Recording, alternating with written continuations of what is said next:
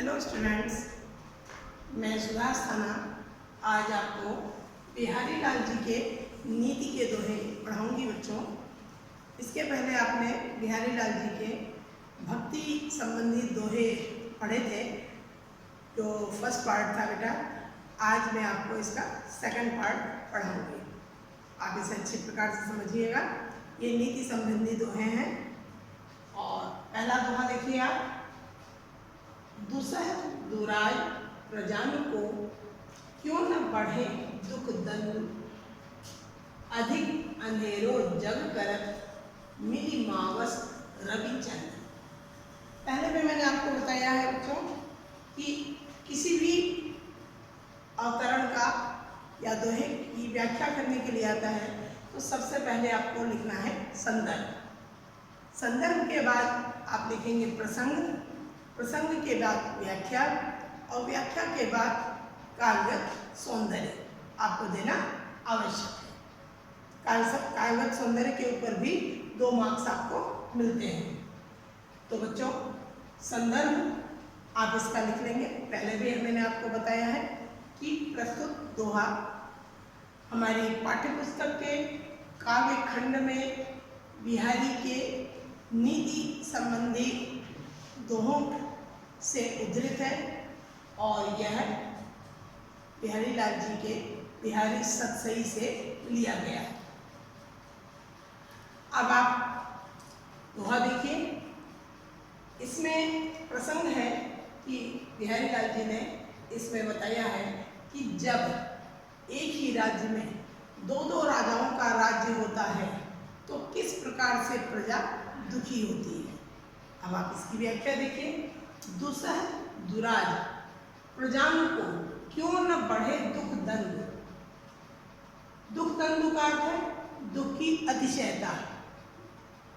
और प्रजागण दुराज यानी 2 राजाओं का राज्य। अंधेरो मीन्स अंधेरा। मावस, मावस का मतलब है अमावस्या तिथि। ठीक है बच्चों। अब देखिए कि दुसह दुराज प्रजान को, कवि का कहना है कि अगर किसी राज्य में 2 राजाओं का राज्य हो जाए, 2 राजा एक ही राज्य में राज्य करने लगे तो क्यों न बढ़े दुख दंड। तो उस राज्य में प्रजा का दुख अत्यधिक बढ़ जाता है। क्यों? क्योंकि प्रजा को 2 राजाओं की बातों को मानना पड़ता है। एक राजा कुछ कहता है, दूसरा राजा कुछ कहता है, तो इस तरह से प्रजा ज़्यादा दुखी हो जाती है। क्यों? किस तरह से कि अधिक अंधेरो जग करत मिली मावस रवि चंद।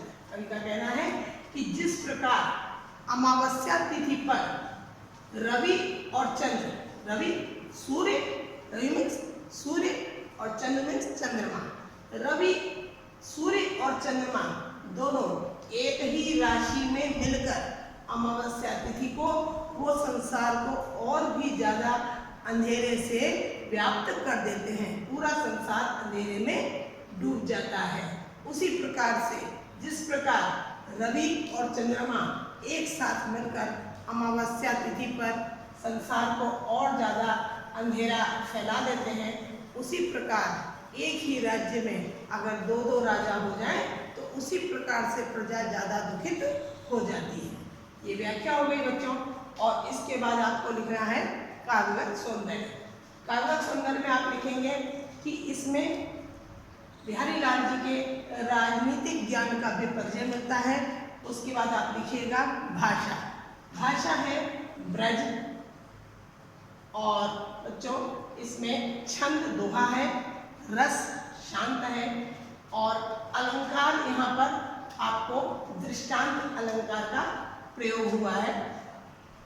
अनुप्रास अलंकार भी है क्योंकि दुसह दुराज दोनों में द वर्ण की आवृत्ति हुई है। अधिक अंधेरो दोनों में अवर्ण की आवृत्ति 2 बार हुई है, इसलिए मिली और मावस दोनों में म वर्ण की आवृत्ति हुई है। इस तरह यहाँ पर अनुप्रास अलंकार भी है। अगला दोहा देखेंगे। बसे बुराई जासुतन ताही को सम्मान, भलो भलो कही छोड़िए खोटे ग्रह जब दान। बच्चों यहाँ पर बिहारी लाल जी ने वर्णन किया है कि इस संसार में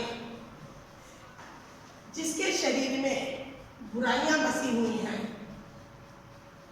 जो बुराइयों में लिप्त है, ऐसे ही इंसान का सम्मान होता है। सम्मान में सम्मान, जासुमन जिसके शरीर में, तन्मय शरीर, जिसके शरीर में बुराइयां बसी हुई हैं, ताही को सम्मान, ताही में उसको ही सम्मान प्राप्त होता है। भलो भलो कहीं छोड़िए, खोटे ग्रह जब दान। कहना है अगर भला ग्रह, अच्छा ग्रह होता है तो उसे अच्छा कह के उसे छोड़ दिया जाता है, और खोटे ग्रह जब दान, अगर कोई बुरा ग्रह हमारे ऊपर आ जाता है, जैसे शनि ग्रह है, तो अगर इस तरह के ग्रह आ जाते हैं तो अनेक प्रकार के जप, तप और दान किया जाता है। इसी तरह से जो खोटे ग्रह हैं उनका आदर करके उनके लिए जप किया जाता है, दान किया जाता है।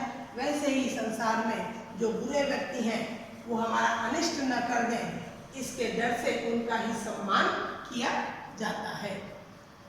इसका भी आप देखिए काव्य सौंदर्य, आप देखेंगे कि इसमें कवि ने संसार में जो व्यवहार में होता है उसका अत्यंत मनोहर वर्णन किया है, व्यावहारिकता का वर्णन किया है, और भाषा ब्रज है, रस शांत, छंद दोहा और अलंकार। बच्चों यहाँ पर पुनरुक्त प्रकाश अलंकार है। पुनरुक्ति प्रकाश अलंकार में एक शब्द 2 बार आता है, भलो भलो, लेकिन दोनों का अर्थ समान होता है।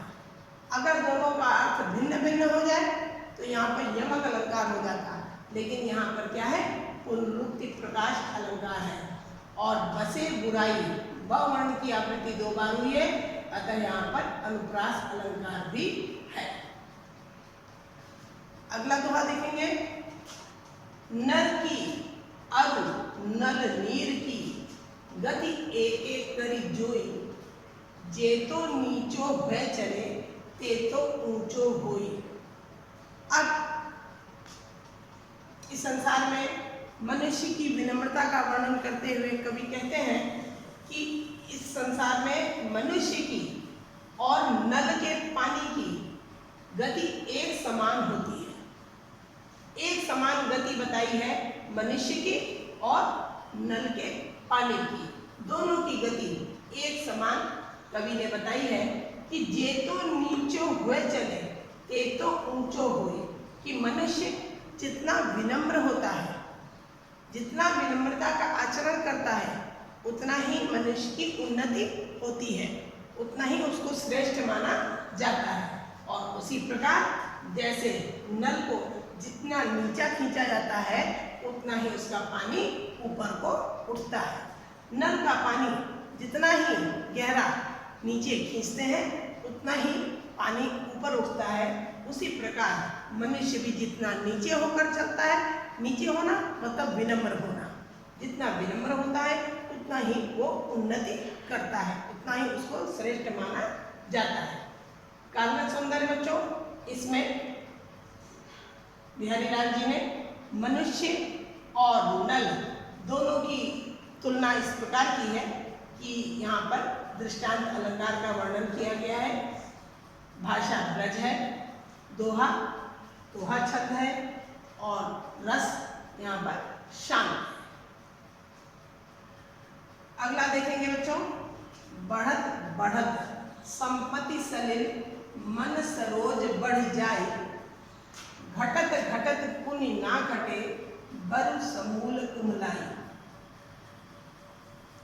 अब देखिए बिहारी लाल जी ने यहाँ का वर्णन किया है कि मनुष्य की अभिलाषाएं जब उसकी उन्नति होती है तो अभिलाषाएं अत्यधिक बढ़ती चली जाती है, परंतु जब उसके पास धन की कमी होती है तो अभिलाषाएं घटती नहीं है।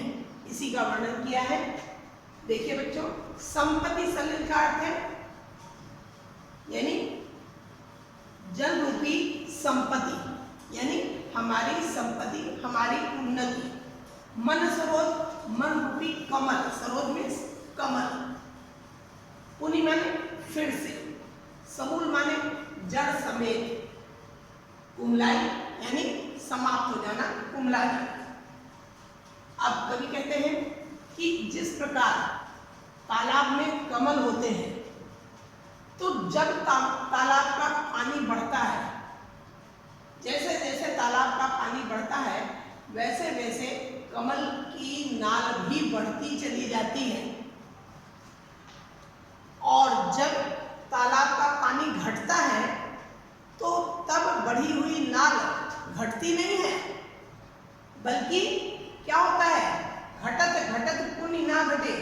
जब तालाब का पानी घटता है तो वो घटती नहीं, बल्कि बल समूल कुमला है, बल्कि वो बढ़ी हुई नाल जड़ सहित कुमला जाती है, समाप्त हो जाती है, नष्ट हो जाती है। उसी प्रकार मनुष्य का कमल की तुलना कवि ने मनुष्य से की कि, और नाल की तुलना की उसकी संपत्ति से। कह रहे उसी प्रकार मनुष्य की संपत्ति जब बढ़ती है, मनुष्य की उन्नति जब होती है, तो मनुष्य का मन और उसकी अभिलाषाएं अत्यधिक बढ़ जाती हैं। परंतु जब उसकी धन संपत्ति घटती है, तो फिर से अभिलाषाएं कम नहीं होती, बल्कि वो समाप्त हो जाती हैं और वह पूरी तरह से निराश हो जाता है। अब बेटा इसमें देखिए काव्यगत सौंदर्य, भाषा ऐसे ब्रज है, छंद दोहा है, रस शांत है, गुण प्रसाद गुण है, और अलंकार यहाँ पर पुनरुक्ति प्रकाश अलंकार है। बढ़त बढ़त में भी और घटत घटत में पुनरुक्ति प्रकाश अलंकार है। अगला दोहा देखेंगे, जो चाहत चटक न घटे, मेलो होई न मित्र, रज राजसु न छुआई तो, नेह चीकने चित्त। अब कवि ने इसमें वर्णन किया है, चटक मीन्स चमक, मेलो यानी मेला होना, मलिन हो जाना, मित्र का अर्थ है मित्र, रज मीन्स धूल, और नेह मीन्स प्रेम, चित्त मीन्स मन।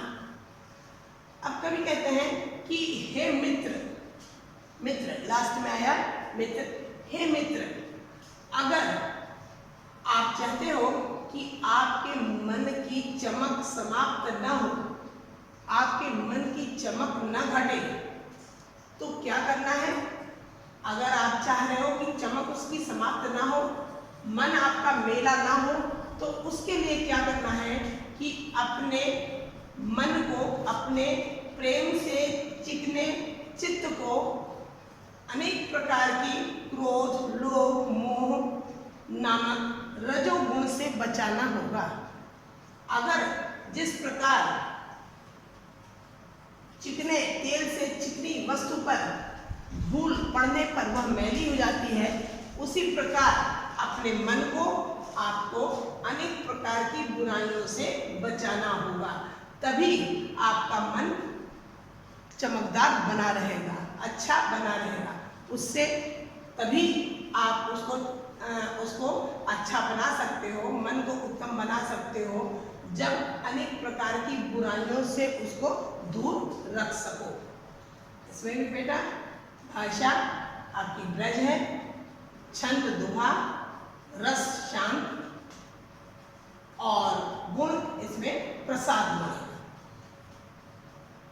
अगला दोहा देखेंगे, बुरो बुराई जो तजे, तो चित्त खरो डरा, जो निकलंक मयंक लखी, गने लोग उत्पात। तजे मीन्स त्यागना,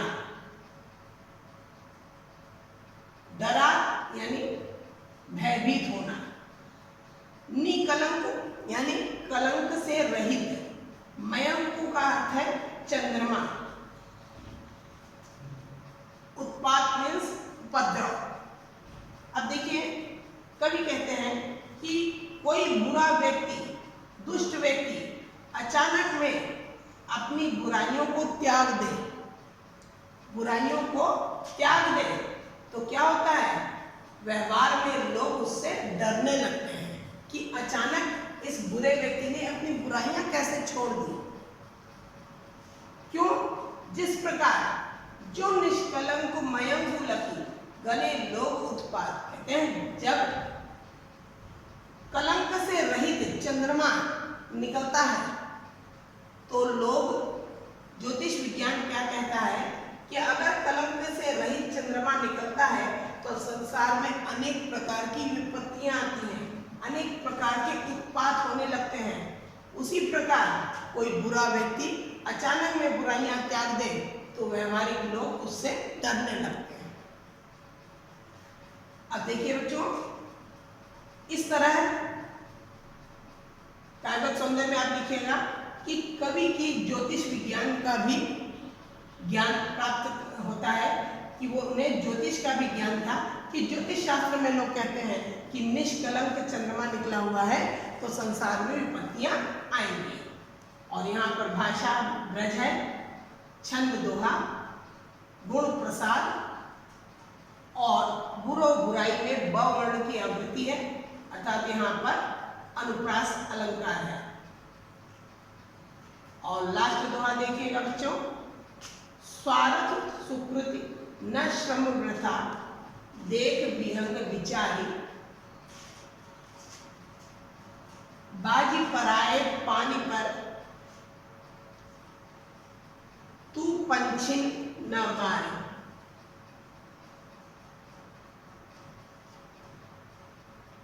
इस दोहे में बिहारी लाल जी ने अनियोक्ति के माध्यम से समझाया है।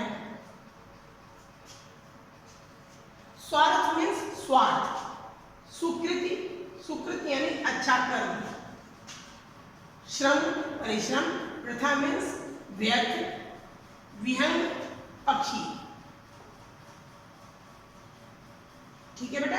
अब देखें कि कवि का कहना है कि कवि ने राजा जयचंद को कहा है और बाज पक्षी के उदाहरण देकर, बाज पक्षी की अनियोक्ति देकर समझाया है कि हे राजा जयचंद रूपी बाज, जो कार्य आप कर रहे हो उससे न तो आपकी स्वार्थ सिद्धि होती है, न ही यह आपका अच्छा कार्य है और आपका परिश्रम भी व्यर्थ जा रहा है। आप दूसरों के कहे में आकर अपने अन्य पक्षियों रूपी छोटे छोटे राजाओं की हत्या क्यों करवा रहे हो? बाजी पराए पानी पर तू पंछनी न मार, इसलिए दूसरों की हाथ की कठपुतली बनकर आप अन्य पक्षियों रूपी छोटे राजाओं की हत्या न करो। उनकी हत्या करने से आपकी न ही स्वार्थ सिद्धि होती है, न ही ये अच्छा कर्म है और आपका परिश्रम भी व्यर्थ चला जा रहा है। यानी कवि ने यहाँ बाज पक्षी के लिए कहा है और बाज पक्षी के माध्यम से उन्होंने राजा जय सिंह को समझाया है कि अन्य हिंदू राजाओं के विरोध में खड़े होकर उनकी हत्या करवाकर आपको कोई भी लाभ नहीं होने वाला है। देखिए बेटा, काव्य सौंदर्य यहाँ पर बिहारी लाल जी ने अनियोक्ति के माध्यम से राजा जय सिंह को बताया है कि सम्राट शाहजहां के कहने में आकर आप अन्य भारतीय, अन्य हिंदू नरेशों के विरुद्ध में आप उनकी हत्या करवाना छोड़ दें। और बच्चों, यहाँ पर दृष्टांत अलंकार है, भाषा ब्रज है, छंद दोहा और गुण प्रसाद। इस तरह से बच्चों आपका ये बिहारी लाल वाला चैप्टर समाप्त होता है। पहले आपने भक्ति संबंधी दोहे पढ़े, आज आपने नीति संबंधी दोहे पढ़े। मुझे उम्मीद है कि आपको ये अच्छी तरह समझ में आए होंगे। बच्चों, अगर आपको मेरा ये वीडियो पसंद आया हो तो इसे लाइक, शेयर और सब्सक्राइब अवश्य करें बच्चों। धन्यवाद।